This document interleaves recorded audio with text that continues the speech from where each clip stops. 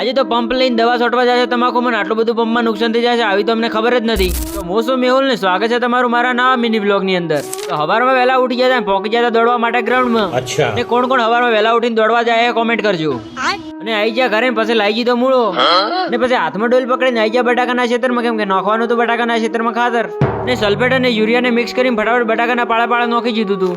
અને પછી ઘરે આવીને આઈ ગયા તમાકુના ખેતરમાં, કેમ કે નોખવાની હતી એમાં દવા.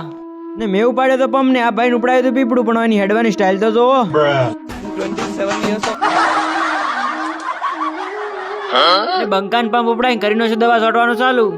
ને મોચાઈ ગયો ખબર છે હવે જેટલી કડા પંપ ના પડે એટલી કડા બેઠા બેઠા છેટા ઉપર ફોન પાડવાનો. ચાલે તું હજી તો બેહવાની વાત જ કરી હતી ને તો પંપ ને નાકું તૂટી ગયું. દુઃખ કાય ખતમ નહીં હોતા બે. ને નાકું કમ્પ્લીટ કરીને દવા છોટવાનું પાછું કરીને છે ચાલુ. અને પછી પાછો આવીને બેસી ગયો હું છેટા ઉપર. અને હવે પડવાય છે હોત એટલે તમને વિડીયો ગમે તો લાઈક કરીને ફોલો કરી નાખજો. મળશું હવે કાલના વિડીયોમાં.